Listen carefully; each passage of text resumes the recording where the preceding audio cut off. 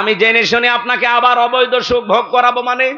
আপনি তো পাগলের মতো ছুটতেছেন যে না, যেভাবে হোক আমি আবার চাই, যেভাবে হোক আবার চাই বললেই 2732 জন মানুষ জীবন দিয়ে গেল। এদের জীবনের দাম নেই? এরা সংস্কারের জন্য জীবন দিয়েছে। সেই সংস্কারই যদি না হয়, আপনি খালি উল্টা পাল্টা চিন্তা করেন। আবু সাইদের জীবনের দাম ছিল না? এক কথা বলেন না কেন? তার মুগ্ধর জীবনের দাম ছিল না? ইয়ামিনের জীবনের দাম ছিল না? রায়হানের জীবনের দাম ছিল না? আপনার জীবন যেমন ভালো লাগে আপনার কাছে, তাদেরও জীবন এরকম দামি ছিল। দেওয়ালে পিঠ থেকে গিয়েছিল। অনার্স মাস্টার্স করার পরে একই ক্লাসে, শুধু দলীয় পরিচয় নেই, এই জন্য তার জায়গা মতো উঠতে দেয় না। এই অফিসার দেশে ছিল কিনা? এইটাই তো দূর করার জন্য তারা জীবন দিয়ে গেল। মানে সেইটা এখনো দূর হয়েছে না। আমরা চাই 1628 জন মানুষ দায়িত্বে ছিল। এই জালেমদেরকে যারা সহযোগিতা করেছে, টিকিয়ে রেখেছে, প্রত্যেকটা জালেম, এই সবগুলো চেয়ার থেকে নামান, নিরপেক্ষ মানুষ ওখানে দেন, এরপরে কালকে নির্বাচন দিয়ে দেন। না, এগুলো কিছু না বাবা, কিচ্ছু চাই না, নির্বাচন চাই। নির্বাচন দিয়ে করবো কি? আবার দিনের ভোট রাতে হয়ে যাবে। এক লোক বিয়ে করার পরে বাসর রাতে স্ত্রী ডাক দিয়ে বলছে, স্ত্রীকে এসে দাদি শাশুড়ি বলছে, দেখো ও নাতি বউ, আমি কিন্তু পতি চাই। বউ তো লজ্জায় ডাক দিয়ে বলছে, দাদি আপনি আমার একটু সময় দেবেন না?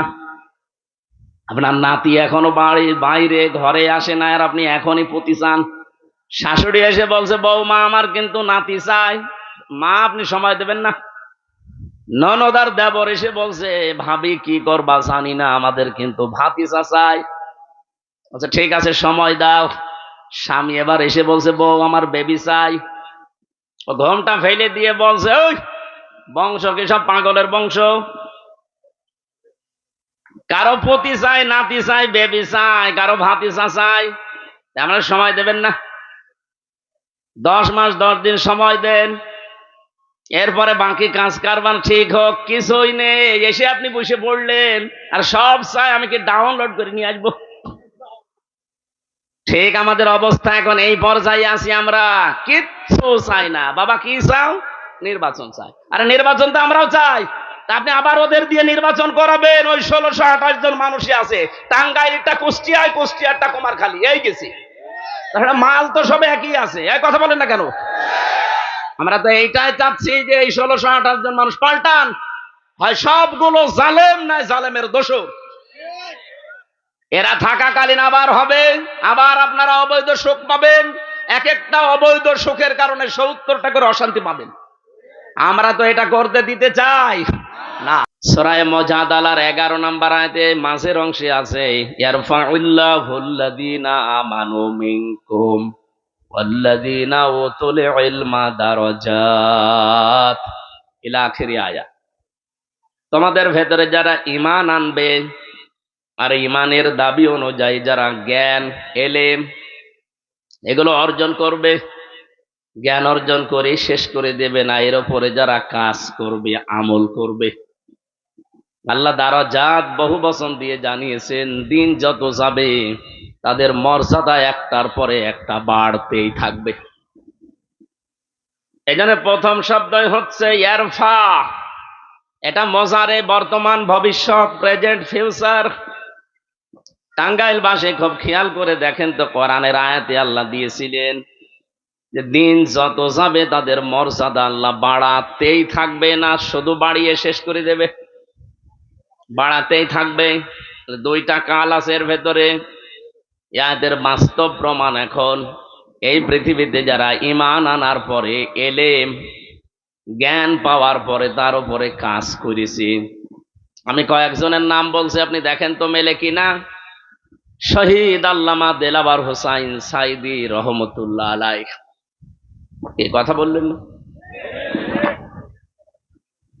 মুফতি ফজলুল হক আমিনী রহমতুল্লাহ আলাইহ, এই দুইজনের নামই বললাম। বলেন এই মানুষগুলো দিন যত যায় তাদের মর্যাদা পৃথিবীর মানুষের কাছে কমে না বাড়ে? আপনি কি মনে করেন ঈমান আনার পরে যদি কোনো মানুষ এলেম অনুযায়ী জ্ঞান অনুযায়ী কাজ করতে পারে, দিন যত যাবে তার জীবনে তত সম্মান বাড়তে থাকবে।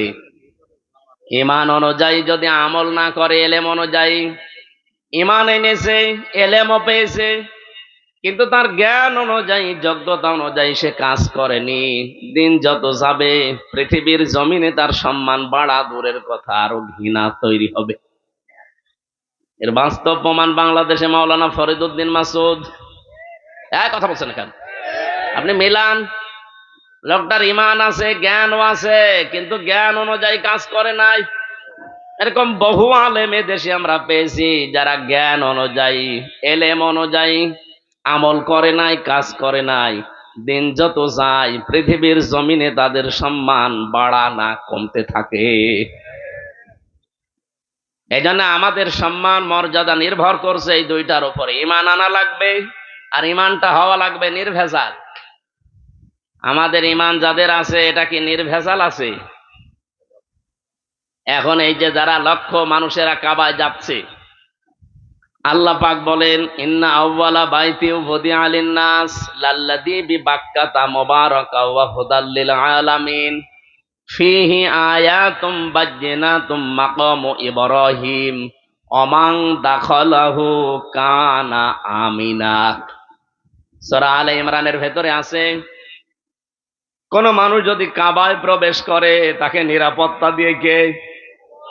বলেন, জোরে বলে। আমার প্রশ্ন, বাংলাদেশ কি কাবা শরীফ? এই আওয়াজ হয় কিসের? বাতাস কোন দিকে? ফ্যানের বাতাস। এটা একটু ঘুরিয়ে দেন তো স্যার, হালকা ঘুরিয়ে দেন, দেন আর একটু ঘোরান। কই, তারপরেও তো কমে না। যেটা আছে আগে বন্ধ করেন ভাই, কিছু লাগবে না, দরকার ওই দিকে ঘুরিয়ে দেন, দেন। ঠিক আছে, তারপরেও আওয়াজ যেন না হয়। আর এখান থেকে জানতো কেউ এখানে চলাফেরাও করবেন না, ভালো করে শোনেন। আল্লাহ যে বললেন যারা কাবায় প্রবেশ করে তাদেরকে নিরাপত্তা দেয় কে? বাংলাদেশ কি কাবা শরীফ? তাহলে এই 56,000 বর্গ মাইল এটা নিরাপত্তার চাদরে পরিবেষ্টন করা লাগবে না? আমরা নিরাপত্তায় আছি? মনে করছে যে আগস্টের 5 তারিখের পর থেকে সব হয়ে গেছে। কে বলিস আপনাকে? আগে কথা বলতে দিত না, আর এখন কথা বললে শোনে না। বিষয়টা আগের চাইতে এখন আরো জটিল। আগে তো মুখে তালাবদ্ধ, কথা বলতেই পারতাম না, আর এখন কথা বললেও শোনে না।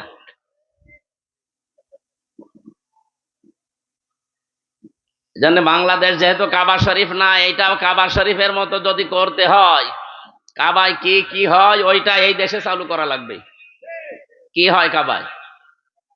কাবার এরিয়ার ভেতরে 1 নাম্বার কাজ, সেখানে শিরিক নেই। এই কথা বোঝেন কিনা বলে? কাবার এরিয়ার ভেতরে শিরিক আছে? তাহলে বাংলাদেশ যদি নিরাপত্তা দিতে হয়, চীনের নিরাপত্তায় হবে না, আমেরিকার নিরাপত্তায় হবে, রাশিয়ার নিরাপত্তায় হবে, আমাদের দাদাদের নিরাপত্তায় হবে। নিরাপত্তা লাগবে কার? আল্লাহ নিরাপত্তা দেয় কখন?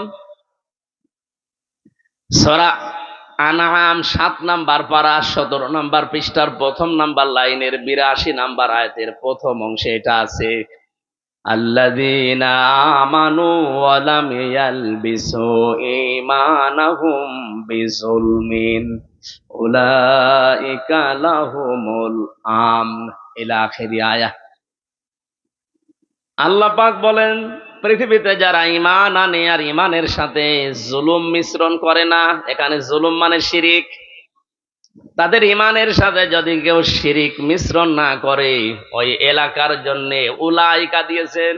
মনে হচ্ছে আল্লাহ তার কুদরতি আঙ্গুল এইভাবে ইঙ্গিত দিয়ে বলছে, এই মানুষগুলোই, উলাইকা এই মানুষগুলোই, লাহুমুল আমন, এরাই নিরাপত্তা পাওয়ার হকদার। টাঙ্গাইলবাসী মন থেকে বলছি, বাংলাদেশ যদি সত্যিই বহির্বিশ্ব থেকে আন্তর্জাতিক যে ষড়যন্ত্রগুলো চলছে সব কিছু থেকে নিরাপত্তার চাদরে পরিবেষ্টন করা লাগে, মাস্ট বি এই দেশের মানুষকে শিরিক মুক্ত করা লাগবে। শিরিক এ দেশে নেই, বলেন বলেন। শিরিক থাকলে তো আপনাকে আল্লাহ নিরাপত্তা দেবে না। কাবার ভেতরে শিরিক নেই, এই জন্য আল্লাহ নিরাপত্তার চাদর দিয়ে বেষ্টন করে রেখেছেন। ওখানে কেউ প্রবেশ করলে সে নিরাপত্তা পেয়ে যায়।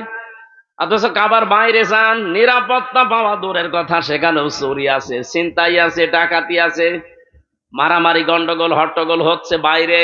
তো কাবার এরিয়ার ভেতরে প্রবেশ করলে আপনি নিরাপত্তা পেয়ে যাচ্ছেন। তাহলে এই গ্যারান্টি দিয়েছিল কে? আরো জোরে। আমাদের এই 56,000 বর্গ মাইলের বাংলাদেশ এখন নিরাপত্তার চাদর দিয়ে ঢেকে রাখতে হলে মাস্ট বি আমাদেরকে শিরিক মুক্ত জীবন তৈরি করা লাগবে। কোন শিরিক কি?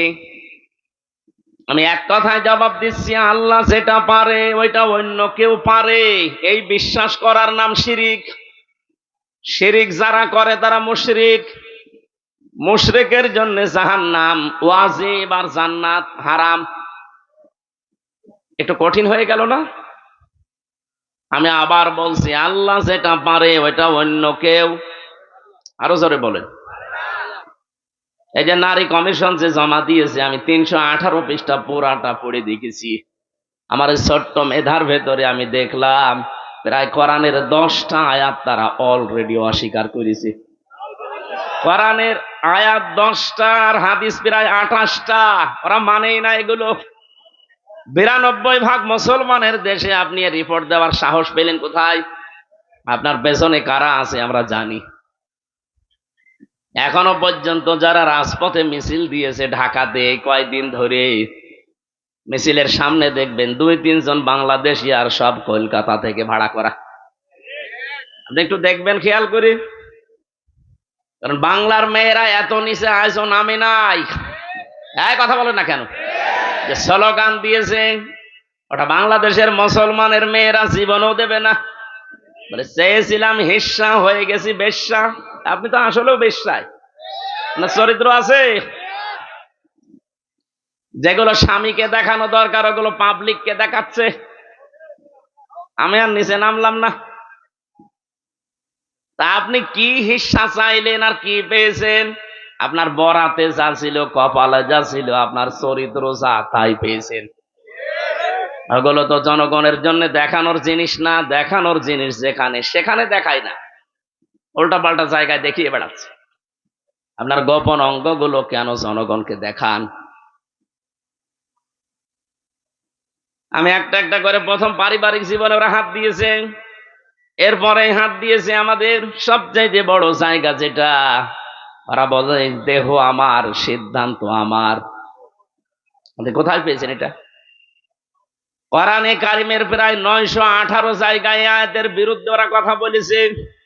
আলা লাহুল খালকু ওয়াল আমরু, আল্লাহ বলেন এই জমিন আমি বানিয়েছি, এখানে সিদ্ধান্ত চলবে আমার। আর ওরা বলছে দেহ আমার, সিদ্ধান্ত আমার। দেহ আপনার মানে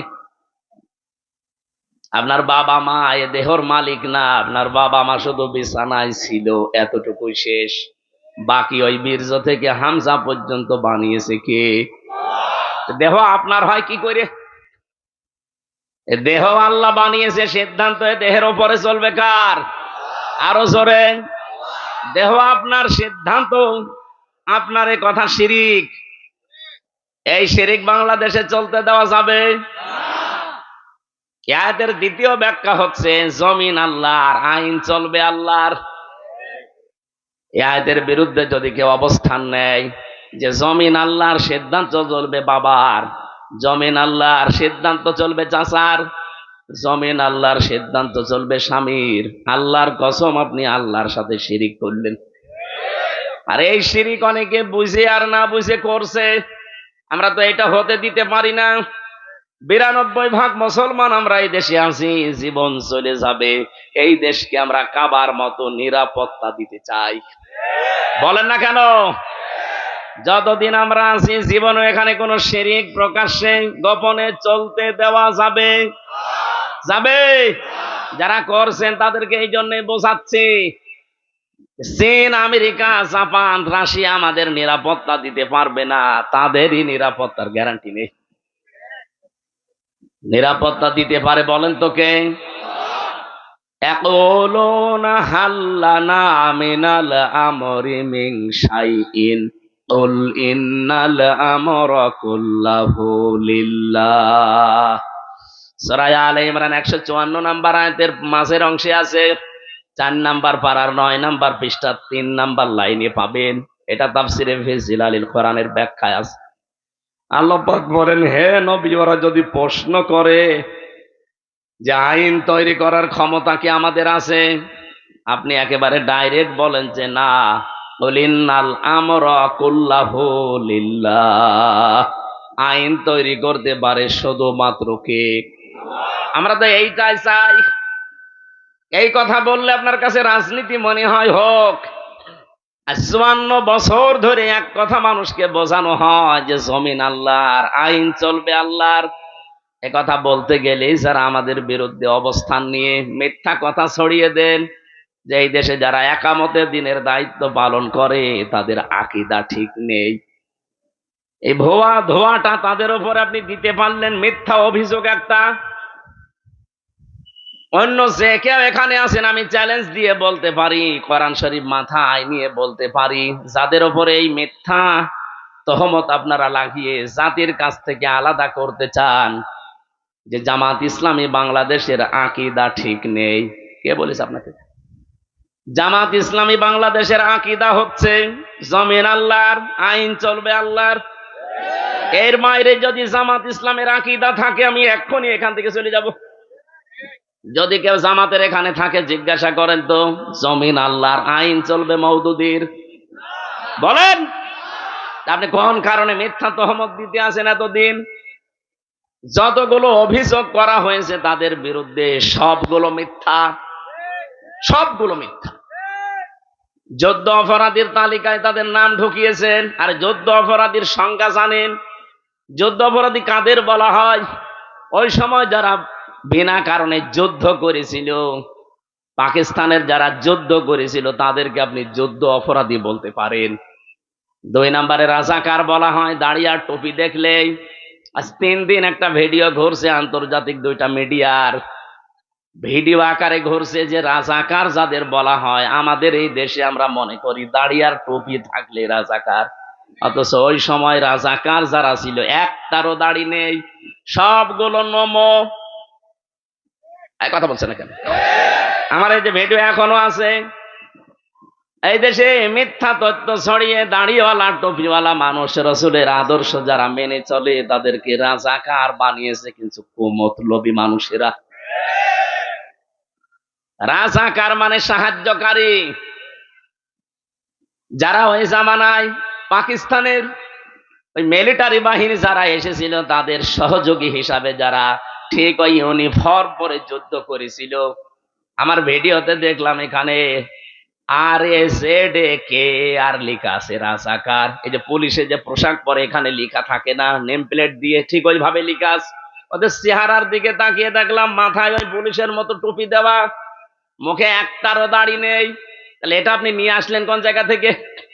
তার মানে এই মিথ্যা তহমতটা একামতে দিনের ওপরে চালিয়ে এই 54 বছর বাংলাদেশের মানুষকে আসল ইসলাম থেকে দূরে রেখেছিল। আমি চ্যালেঞ্জ দিয়ে বলতে পারি, আল্লাহর কসম, জামাতের আকীদা আইন আল্লাহর, জমিনও আল্লাহর। এর বাইরে আকীদা থাকলে আপনি এই মুহূর্তে জামাত থেকে চলে যান। এই মিথ্যা তহমত আর দেওয়া যাবে না। অমাইয়াকসিব খাফিয়াতান আও ইসমান সুম্মা ইয়ারমি বিহি বারিয়ান ফাকাদ ইহতামালা বুহতানা ওয়া ইসমাম মুবিনা। সূরা নিসা 5 নাম্বার পারা 15 নম্বর পৃষ্ঠা 10 নাম্বার লাইনের 112 নাম্বার আয়াত। আমি যত তাফসীর পড়েছি আয়াতের সাথে সব মুফাসসির এক কথাই লিখেছেন। এই ভালো করে শুনেন। আল্লাহ পাক বলেন, দুনিয়াতে এমন মানুষ অনেক আছে নিজেরা অন্যায় করে, অপরাধ করে, নিজেরা দোষ করে। আরে দোষটা যখন হয়ে যায়, অপরাধটা সংগঠিত হয়, তখন একটা ভালো মানুষের মাথার উপরে দোষটা চাপিয়ে নিজে ভালো সাজে। এই অপরাধ বাংলাদেশে নেই? বলেন বলেন। আল্লাহর ঘোষণা ছিল ফাকাদ ইহতামালা, বুহতানা ওয়া ইসমাম মুবিনা, সে যেন নিজে প্রকাশ্য পাপের বোঝা বহন করে নিয়ে বেড়াচ্ছে। আর যুদ্ধ অপরাধীর নাম দিয়ে, রাজাকারের নাম দিয়ে, আকীদা ঠিক নেই এই নাম দিয়ে যা করেছেন আল্লাহ ঠিক ওইগুলো আপনার মাথার উপরে চাপিয়ে দিচ্ছে। আজ বাংলাদেশের আন্তর্জাতিক অপরাধ ট্রাইব্যুনালের যিনি দায়িত্বে আছে প্রসিকিউটর, উনি জানিয়েছে আসলে আন্তর্জাতিক অপরাধ ট্রাইব্যুনালে যারা অপরাধী, এতদিন যাদেরকে মিথ্যা অভিযোগ দিয়ে অপরাধী বানিয়ে ফাঁসি দিয়ে দিলেন, ওই অপরাধ এখন আপনি যে করেছেন এটার প্রমাণ আছে একেবারে ভিডিও আকারে। বিশেষ করে 24-এরটা তো আছে, 13 সালেরটা নেই। এক কথা বলেন না কেন? যাদের বন্ধ করে রেখেছিলেন সব এখন ফাঁস হচ্ছে, দিগন্ত, ইসলামিক টিভি সব এখন ফাঁস করে দিচ্ছে। আর আমার দেশ, তাদের কাছে তো সব আছেই। আপনি বাঁচবেন কি করে? যে যে অপরাধ, বিনা অপরাধে একজন মানুষকে আপনি দোষারোপ করলেন, ওই দোষ যতদিন আপনি না করবেন ততদিন আপনার মরণ হবে না। আমার মনে হয় আল্লাহ এখন খাপের খাপ, মমতাজের বাপ সব দেখাবে, একটার পর একটা আপনি দেখতে পাবেন। যা অপরাধ করেছিলেন সবগুলো আপনাকে দিয়ে আল্লাহ দুনিয়ায় করাবে, এরপরে মরণ হবে আপনার। যে আয়াত দিয়ে আমি সম্মান কামনা করলাম, ওই আয়াতের পরের আয়াতে আছে ফাইন্না মাআল উসরি ইসরা, ইন্না মাআল উসরি ইসরা। ভালো করে মিলাবেন। শুধু শোনার জন্য শুনছি, বলার জন্য বলছি না, এখান থেকে শিক্ষা নেওয়া লাগবে। আল্লাহ পাক বলেন কোন মানুষ যদি একটা কষ্ট সহ্য করে, এই কষ্টের সাথে সাথে কমপক্ষে সুখ আমি রেখেছি কয়টা? না না, বোঝেননি। আমি আলেমদেরকে বলছি এবার। এখানে উসরুন শব্দটা 1 বছর না, উসরুন শব্দটা নির্দিষ্ট, এটা মারেফা। এর আগে দেখবেন আলিফ লাম দেওয়া আছে, এর আগে মা আছে, কিন্তু শেষের শব্দ ইসরা, এর আগে আলিফ লাম নেই। এটা না কেরা অনির্দিষ্ট। কেন আল্লাহ এভাবে দিলেন? একটা চিন্তা করলাম কেন আল্লাহ দিলেন, পরবর্তীতে দেখি আমার নিজের জীবনেই মিলে যাচ্ছে। আপনি নিজের জীবনে এবার আপনি মিলান তো। আল্লাহর বক্তব্য ছিল যদি একটা কষ্ট কেউ দুনিয়ায় সহ্য করে, কয়টা? বলেন বলেন। আপনি কষ্টের পরে না, কষ্টের সাথে, মানে মা মানে সাথে, সঙ্গে আল্লাহ বাদ দিতে পারতেন, মা দিয়েছেন। কষ্টের সাথে সাথে, কষ্টের সঙ্গে সঙ্গে, কমপক্ষে ইসরা যেহেতু অনির্দিষ্ট, না কেরা 10 থেকে 70টা সুখ, শান্তি, কল্যাণ দুনিয়া আখেরাতে আপনাকে আল্লাহ দান করবেই। শুধু করবে না, করবেই। এই জন্য আনতুমুল আ'লাউনা, তোমরাই বিজয়ী হবে না, বিজয়ী হবেই। আরবি গ্রামার অনুযায়ী আয়াতটা ছিল মুবতাদা যদি মারেফা হয়, খবর হয় সব সময় নাকেরা। আ'লাউনার আগে আলিফ লাম দিয়ে আল্লাহ এইটাও মারেফা করে দিয়েছেন। এখানে আলেম নেই, আলেমদেরকে জিজ্ঞাসা করেন আয়াত আরবি গ্রামার অনুযায়ী ঠিক নেই। খবর যদি কোনো সময় নাকেরা না হয়ে মারেফা হয়ে যায়, ইফিদুল হাসরা, হাসরের ফায়দা দেয়। বাংলা অর্থ তখন দাঁড়ায় হবে না, হবেই। আল্লাহ বলেন ওয়ালা তাহিনু ওয়ালা তাহজানু ওয়া আনতুমুল আ'লাউনা, আনতুম আ'লাউনা ছিল, আলিফ লাম দিয়ে ওইটাও মারেফা করে দিয়েছেন নির্দিষ্ট। বাংলা অর্থ যেহেতু শেষে হর্ষাই লাগানো লাগবে না, আপনি মিলাতে পারবেন না। আল্লাহ বলেন কোনো ভয় নেই, কোনো চিন্তা নেই, দুঃখ করার অবকাশ নেই, বিজয়ী তোমরা হবেই। কে বলছেন? বলেন বলেন। এই জন্য আমরা যারা কষ্ট সহ্য করেছি এই 54 বছরে, আমাদের একটা কষ্টের জন্য সুখ শান্তি এর সাথে সাথে আল্লাহ রেডি করে রেখেছে কয়টা? 70টা। বলেন বলেন। আপনি এবার বলেন তো, কষ্ট সহ্য করেছেন আপনি কয় কারণে? না না, দুনিয়াতে আপনি কষ্ট সহ্য করলে একটা কষ্টে 70টা শান্তি পাবেন, সুখ পাবেন, বিষয়টা এমন না। আপনার কষ্ট যদি সহ্য করেন 3টা কারণে, কত মানুষ তো কষ্ট পায় এই 3 কারণের বাইরে। আপনার কষ্টটা যদি হয় দুনিয়ায় আল্লাহর জন্যে, রাসূলুল্লাহর জন্যে, মানবতার জন্যে, এই 3 কারণে যারা দুনিয়াতে কষ্ট পেয়েছেন, একটা, এই কষ্টের সাথে সাথে সুখ পাবেন কয়টা? আরো জোরে বলেন বলেন। এর বাইরে যদি কষ্ট আপনি পান তাহলে আপনার জন্য ৭০টা না, একটা সুখ শান্তি অপেক্ষা করছে, কথা আয়াতে নেই। আমি তাফসিরে ফি জিলালিল কোরআনের টিকায় পড়েছিলাম, এটা আলেমদেরকে বলছি, বাড়ি যে আপনি মিলাবেন। বলেন বাংলাদেশে এই 3টা কারণে যারা আমরা কষ্ট পেয়েছি এখনো পাচ্ছি, আমাদের জন্য আল্লাহ সুখ এর পরে পরে অপেক্ষা করাচ্ছেন কমপক্ষে ৭০টা। এই 3টা কারণের বাইরে যারা কষ্ট পেয়েছেন, বলেন তো হাসিনা যেদিন চলে যায় কষ্ট পায়নি? আল্লাহর জন্যে, রাসূলুল্লাহর জন্যে, মানবতার জন্যে, কিসের জন্যে? অপরাধের জন্যে। বলেন না কেন? কে কষ্ট পেয়েছিল ওই দিন? কাঁদছিল, মনে আছে স্বামী মরে গেছে। আমি তো এর আগে জীবনে এভাবে কাঁদতে দেখিনি।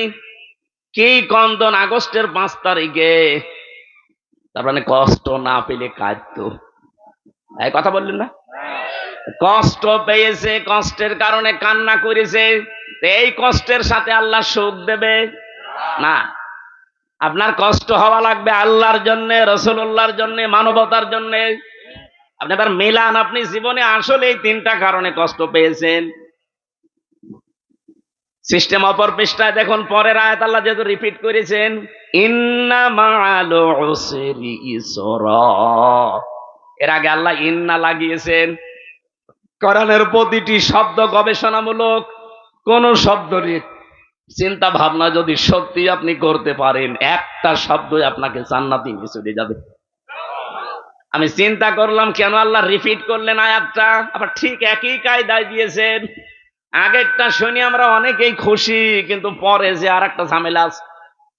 কোন মানুষ যদি ঠিক এই কায়দায় দুনিয়াতে একটা সুখ ভোগ করে, কয়টা? বলেন বলেন। আপনার সুখ যদি একটা ভোগ করেন, ওই সুখটা, শান্তিটা যদি হয় অবৈধ সুখ, একটা অবৈধ সুখের কারণে কমপক্ষে ৭০টা অশান্তি ভোগ করবেন।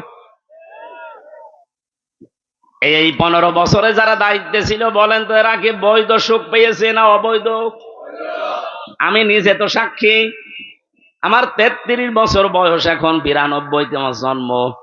18 বছর থেকে যদি ভোট দিতে আরম্ভ করতাম, 3 বার ভোট দিতে পারতাম, একবারও পারি নাই। তার মানে যারা দায়িত্বে ছিল, আমি নিজেরটা বলছি, আপনারটা আপনি হিসাব করেন, ওরা অবৈধ ছিল। কথা বলা লাগবে। অবৈধ থেকে কি সুখ পায়নি? বলছিলেন না উনি যে কত কোটি টাকা বাইরে পাঠিয়েছে, কত সুখে ছিল তারা? আপনি বলেন, যত সুখ যত শান্তি পেয়েছে, প্রতিটা সুখ প্রতিটা শান্তি ছিল বৈধ না অবৈধ? আর এক একটা অবৈধ সুখ ভোগ করার কারণে কতগুলো অশান্তি ভোগ করা লাগবে। এই 15 বছরে যদি 50টা সুখ ভোগ করে থাকেন, কয়টা? বলেন বলেন। প্রত্যেকটা সুখ ছিল বৈধ না অবৈধ? আরো জোরে কথা বোঝা লাগবে। এক একটা অবৈধ সুখের কারণে যদি ৭০টা করে অশান্তি পেছনে লেগে থাকে, তাহলে 50টা সুখও যদি 15 বছরে পায়ে থাকে, হিসাব করে বলেন তো, ৩৫০০। একটার পরে একটা অশান্তি, দুঃখ, অকল্যাণ, অপদস্থ, অপমান পাবেন, এরপরে চট করে ঢুকে পড়বেন। এখনই তো বলেন চট করে ঢুকে পড়বো, তো এগুলো কি খেলা? যত সুখ পেয়েছেন প্রতিটা অবৈধ সুখের জন্য ৭০টা করে অশান্তি আল্লাহ দুনিয়া আখিরাতে দেবে। যারা এরকম পেয়েছেন হিসাব করে রাখেন। এখনো অনেকেই চেষ্টা চালাচ্ছে যে আবার অভাবে অবৈধ সুখ ভোগ করবো না। আমরা বেশি থাকতে আপনাকে অবৈধ সুখ ভোগ করতে দেব না। এই কারণেই তো বলছি যে আগে সংস্কার করেন, তারপরে নির্বাচন দেন।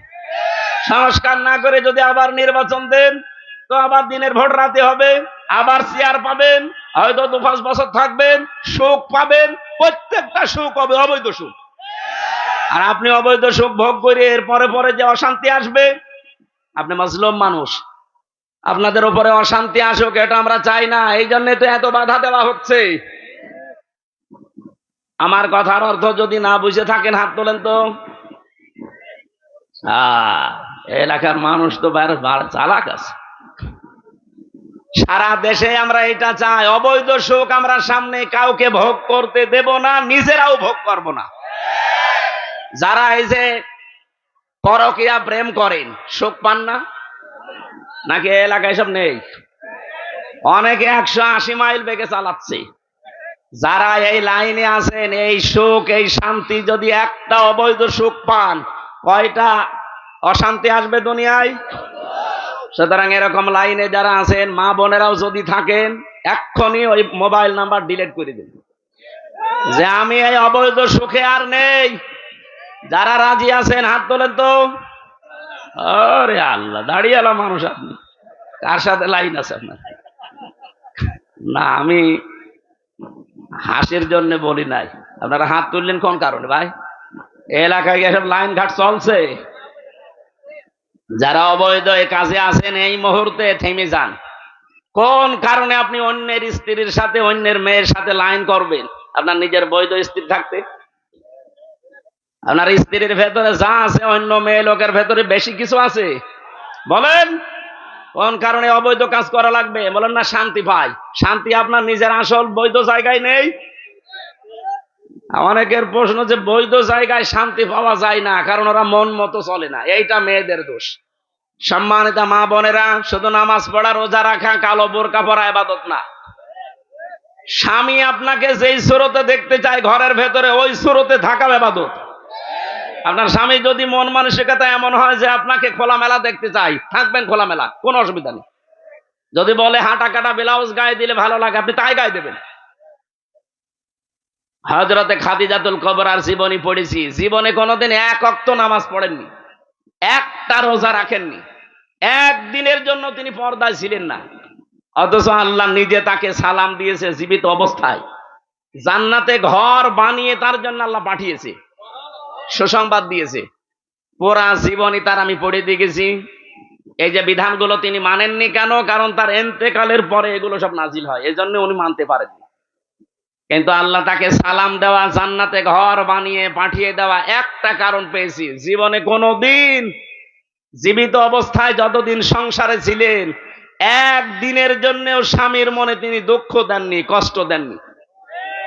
আল্লাহ এত খুশি হয়েছিল এই কারণে জান্নাতে ঘর বানিয়ে তার জন্য পাঠিয়ে দিয়েছেন সুসংবাদ, এবং আল্লাহ নিজে সালাম দিয়েছেন। এখানে যারা স্বামী আছেন, মিথ্যা কথা বলবেন না। আল্লাহর দিকে তাকিয়ে বলেন তো, জীবনে কোনোদিন আপনার বউ একদিনের জন্য আপনাকে দুঃখ দেয়নি, এরকম একটা স্বামী হাত তোলেন তো। একজনও নেই। সম্মানিত মা বোনেরা, ওখানে দাঁড়িয়ে কি কি দেখছেন? কি আপনার স্বামী দেখেন? হাত তোলে কিনা? একটার স্বামীও হাত তুলতে পারেনি, সভাপতি পারেনি, প্রধান অতিথিও পারেনি, আমিও পারিনি। মিথ্যা কথা বলবো কেন? এটা রেকর্ড হচ্ছে, লাইভ চলছে। ম্যাডাম দেখে, দেখুক, কপালে যা আছে হোক, কিন্তু মিথ্যা কথা বলা যাবে না। সম্মানিত মা বোনেরা, হচ্ছে না। এতগুলো স্বামী বসে আছি, আমরা একটা মানুষও হাত তুলতে পারি নাই। আপনি খাদিজার সাথে জান্নাত যাবেন কি করি? একজন বলছে ঠিক, তার মানে ও মনে হয় ঝামেলায় আছে। না, মা বোনদেরকে আরো উদার হওয়ার জন্য বলছি। সম্মানিত মা বোনেরা, কয়েকদিন আগে আপনারা দেখেছেন, শুধু বউ আর শাশুড়ি, এদের এই ছোট মনের কারণে তার স্বামীটা, এই যে পলাশ সাহা এএসপি, মরে গেল। আজ হাজারো পরিবারে এরকম পলাশ সাহা আমরা আছি, মানসিক রোগী হয়ে যাচ্ছি শুধু শাশুড়ি আর বউর এই ছোট মনের কারণে। মনটা ন্যারো মাইন্ডের না করে ব্রড মাইন্ডের করতে পারেন না। কয়দিন থাকবেন দুনিয়ায়? এই ঈদ আসতেছে, ঈদুল আজহা। মাকে যদি কেউ 1000 টাকা দিয়ে শাড়ি কিনে দেয়, স্ত্রীকে 800 টাকা দিয়ে, 200 টাকা কম বেশি স্বামীর সাথে কথা বলে না। এরকম ছোট মনের বউ আছে? কার হাত তোলেন তো। একজন। হ্যাঁ, আমি হাসির জন্য বলি না, এটা বাস্তব চলছে। আল্লাহ আমাদের মা বোনদেরকে খাদিজাতুল কুবরার মতো ব্রড মাইন্ডের হওয়ার তৌফিক দেন, বলেন আমিন। হচ্ছে না মা বোনেরা, আমার আফসোস লাগছে আপনাদের জন্য। শুধু নামাজ পড়ে, রোজা রেখে, কালো বোরকা পরিয়ে না, জীবনেও জান্নাত যেতে পারবেন না। স্বামী একটা ফ্যাক্টর। এখন যদি আমার মনে হয় প্রশ্নটা মেয়েরা উল্টো করে করে, হুজুর একটু হাত তোলান তো, যে জীবনে বোর মনে কোনোদিন দুঃখ দেয়নি এরকম স্বামী আছে কিনা? না, নেই। আমরা পারবো না। আমাদেরকে হযরতে আলীর মতো হওয়া দরকার। কথা বলেন ঠিক কিনা? এজন্য পরকীয়া প্রেমের মতো অবৈধ কাজে যারা শোক পাচ্ছেন, থেমে যান। যে যেখান থেকে আছেন ওই মুহূর্তে এক্ষুনি তওবা করা লাগবে। দেন মোবাইল নাম্বার ডিলিট করে দিন, যে আমার কোনো দরকার নেই, আমি বৈধ সুখ যতটুকু আছে আমি ভোগ করব। তাহলে আমার কথা ছিল, দুনিয়ায় একটা অবৈধ সুখ কেউ ভোগ করলে তার জন্য সাথে সাথে অশান্তি দুঃখ ভোগ করা লাগবে কয়টা? সূরা আলে ইমরান 104 নম্বর আয়াত, আল্লাহ বলেন অলতাকুম মিনকুম, তাকিদ দিয়েছেন অবশ্যই তোমাদের ভেতরে একটা দল থাকতেই হবে। শুধু থাকতে হবে না, থাকতেই হবে। 14টা দল না, মিনকুম উম্মাতুন, এটা একটা দলের কথা, আলিফ লাম দেয়নি, তাহলে দলটি হতো। আল্লাহ বলেন উম্মাতুন মানে একটা দল, মাস্ট বি, তোমাদের ভেতরে একটা দল থাকতেই হবে। কি করবে সেই দলের মানুষেরা? ইয়াদউনা ইলাল খায়র, তারা ভালো কাজে ডাকবে। এখন ভালো কাজ কি? বাংলাদেশে তো এই শব্দটা নিয়ে ভেজাল আছে। ভালো কাজ আমরা মনে করি মসজিদে আসেন, একটু সেজদা দেন, জীবন চিল্লায় চলে যায়, চলেন, ভালো কাজ হয়ে গেল না। পীর সাহেবের দরবারের দিকে হাজারো মানুষ আমরা ডাকছি। এদেশে যারা একামতে দিন দায়িত্ব পালন করে, আসেন আপনি এই দলে আসেন, মিছিলে যাই, মিটিং করি, ভালো কাজ। কোনটা ভালো কাজ এ কথা দুনিয়ার মানুষের কাছে নিতে যাবেন, ও নিজের দিকে টেনে নেবে। ভালো কাজ কোনটা এ কথা বলবে কে? বলেন বলেন। এ পৃথিবীতে সব চাইতে ভালো কাজ কোনটা? সূরা সফের ভেতরে আমার আল্লাহ নিজে বর্ণনা দিচ্ছেন, যালিকুম খায়রুল লাকুম। আল্লাহ বলেন এইটাই ভালো কাজ, এইটাই। বলেন বলেন, ভালো কাজ কোনটা? এতটুকু আবার শেষ করেননি। যালিকুম খায়রুল লাকুম, এইটাই ভালো কাজ। ইন কুনতুম তা'লামুন, যদি বুঝে থাকো। কি বুঝিয়েছেন আল্লাহ? এর আগের শব্দগুলো জান। হাল আদুল্লুকুম আলা তিজারাতিন তুনজিকুম মিন আযাবিন আলীম, আমি কেমন একটা ব্যবসার দালালাত করব। দালালাত মানে ইঙ্গিত দেওয়া, দালালাত মানে জানিয়ে দেওয়া, দালালাত মানে ঘোষণা দেওয়া। আল্লাহ পাক বলেন আমি কি এমন একটা ব্যবসার কথা জানাবো যেটা করলে জাহান্নামে যাওয়া লাগবে না? তো উমিনুনা বিল্লাহি ওয়া রাসূলিহি ওয়া তুজাহিদুনা ফি সাবিলিল্লাহ বিআমওয়ালিকুম ওয়া আনফুসিকুম। আল্লাহর প্রতি ঈমান আনার পর, রাসূলের উপরে ঈমান আনার পর, এই দুইটা দাবিকে সামনে নিয়ে জান আর মাল আল্লাহর রাস্তায় জিহাদের মাধ্যমে যারা চেষ্টা চালাবে। জিহাদ মানে কিন্তু শুধু মারামারি করা না, সর্বাত্মক প্রচেষ্টা চালানোর নাম জিহাদ। এই তিনটা মূলধন নিয়ে, পুঁজি নিয়ে যারা এগিয়ে যাবে, আল্লাহ বলেন এইটাই ভালো কাজ। তাহলে পৃথিবীতে যত ভালো কাজ আছে, বলেন তো ভালো কাজ কোনটা? এ ব্যাখ্যা দুনিয়ার মানুষের কাছে যাওয়া লাগবে। আল্লাহ বলছেন যারা আমার প্রতি ঈমান আনে, ঈমানের সাথে কোনো শিরিক মিশ্রণ করে না, জুলুম মিশ্রণ করে না, আমার রাসূলের প্রতি ঈমান আনে, তার ওই 63 বছরের জীবনের 23 বছর যারা পঙ্খানো মেনে চলে। বাংলাদেশে বহু মানুষ শুধু রসুলের 13 বছর মানতে চায়। ওই যে মক্কার জীবনে মার খেয়েছে, কিন্তু মদিনার জীবনে যে 10 বছর তিনি রাষ্ট্রপতি ছিলেন, এইটার কথা বলতে গেলে বলে এটা দুনিয়ার কাজ, এটা রাজনীতি। এরকম মানুষ দেশে নেই? বলেন বলেন। রাসূলুল্লাহকে মানতে হলে শুধু 13 বছর মানলে হবে না, 23 বছরই মানা লাগবে। আমরা ওইটা চাই। যেহেতু 13 বছর রাসূলুল্লাহ মার খেয়েছিলেন, 10 বছর রাষ্ট্রপ্রধান ছিলেন, আমরা অলরেডি 15 বছর মার খেয়েছি, 10 বছর এখন কোরআন দিয়ে দেশ চালাতে চাই। আগামীতে নির্বাচনে 300 এমপি, 151 জন মানুষ যদি আলামিন ভাইয়ের মতো কোরআন বুকে নিয়ে সংসদে যেতে পারে, ওনারা যদি প্রথম অধিবেশনে বলে মাননীয় স্পিকার আমরা নামাজের বিল চাই, আমরা যাকাতের বিল চাই, শফিকুল ইসলাম খান, 300-র ভেতরে মাত্র 151 জন যদি কোরআন শরীফ বুকে নিয়ে ঢুকতে পারে, প্রথম দিনেই উনি বলবে যে হাত তোলেন। এরকম শফিক ভাইয়ের মতো 151 জন যদি হাত তোলে ওই বিলটা কায়েম হয়ে যাবে। ওই দিন থেকে 18 কোটি মানুষ নামাজ আদায় করবে, যাকাত দিতে বাধ্য হবে, রাষ্ট্রীয়ভাবে আদায় করা হবে। আপনি ভোট দিয়েছিলেন শফিক ভাইকে একটা, প্রতিদিন আপনি 18 কোটি মানুষ নামাজ পড়লে যা হয় ওই পরিমাণ সওয়াব প্রতিদিন পাবেন। আমাদের হায়াত অল্প, কাজ বেশি করা লাগবে। আবু বকর সিদ্দিক রাদিয়াল্লাহু তাআলা আনহু তিনি কোরআন শরীফ এক জায়গায় করেছিলেন, যে কিয়ামত পর্যন্ত যারা কোরআন পড়বে অটোমেটিক 10টা করে নেকি তার আমলনামা আল্লাহ পৌঁছিয়ে দেবে। কিয়ামতে সবচেয়ে বেশি নেকি হবে তার। আমরাও আমাদের এই সময়টা কাজে লাগাতে চাই।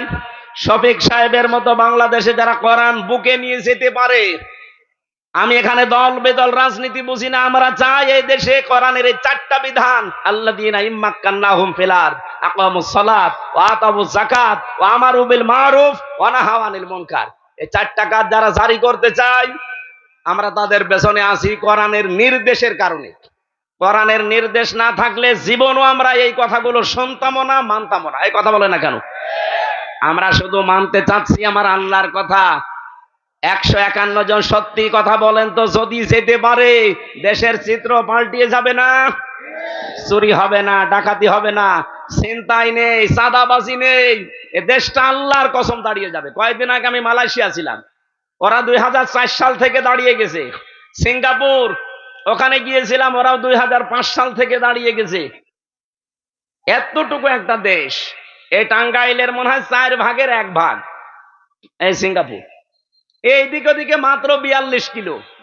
এতটুকু একটা দেশ আজ বিশ্বে 257টা দেশের ভেতরে আমার মনে হয় 10টা দেশ থাকলে তারা একটা।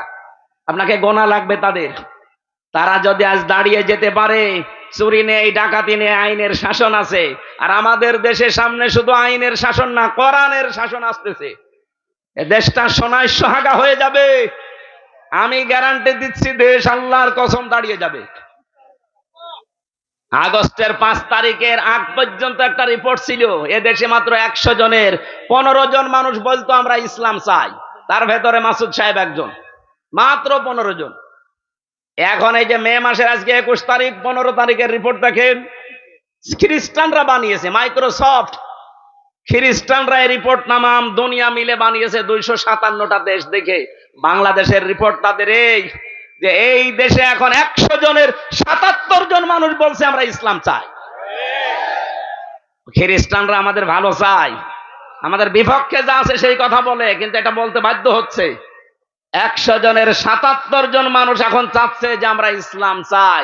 গোবিন্দ পরামানিক পর্যন্ত, এই হিন্দু বেটা পর্যন্ত বলছে দেশে যদি ইসলাম আসে সবচাইতে বেশি নিরাপদে আমরা থাকতে পারবো। সুবহানাল্লাহ বলতে পারেন নাই? আমরা এটা সামনে এটা দেখাতে চাচ্ছি। এই জন্যই তো এই কল্যাণের দিকে ডাকি মানুষকে, আসেন, এইটাই আসল কল্যাণ। যতদিন আল্লাহর দ্বীন দেশে কায়েম না হবে আপনি কখনো পূর্ণাঙ্গ ইসলাম মানতে পারবেন না, হয়তো আংশিক কিছু মানবেন। ওয়ায়ামুরুনা বিল মারুফ ওয়া ইয়ানহাউনা আনিল মুনকার, তারা ভালো কাজে আদেশ করবে, অন্যায় কাজে নিষেধ করবে। এটা বাংলা অর্থ, ওই মানধাতা আমলের। এখন আধুনিক অর্থ বের করা লাগবে। ওয়ায়ামুরুনা বিল মারুফ, তারা আদেশ করবে মারুফে। মারুফ মানে, আরে এটা তো সে 1400 বছর আগেই পড়ছি। আধুনিক ব্যাখ্যা হচ্ছে মারুফ শব্দের শাব্দিক অর্থ উরফুন থেকে এসেছে। আরাফা ইয়ারিফু উরফুন মানে পরিচিত, পরিচিত কাজগুলোর আদেশ করবে। পরিচিত কাজ কি এটা বুঝতে হলে আপনাকে সেই পৃথিবীর প্রথম দিন যাওয়া লাগবে। নাকি বেশি হয়ে যাচ্ছে? আজান দেবে নাকি?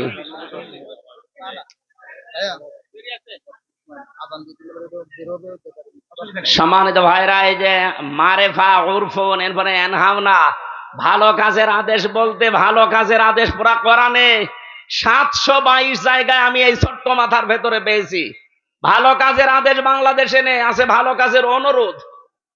কোরআন শরীফে কোন জায়গায় ভালো কাজের অনুরোধ আছে পাবেন? বলেন। প্রত্যেকটা জায়গায় আছে ভালো কাজের আদেশ দাও, আর আদেশ দিতে হলে এরকম জায়গায় থাকা লাগে। ইসলাম আজ 54 বছর এরকম জায়গায় আছে।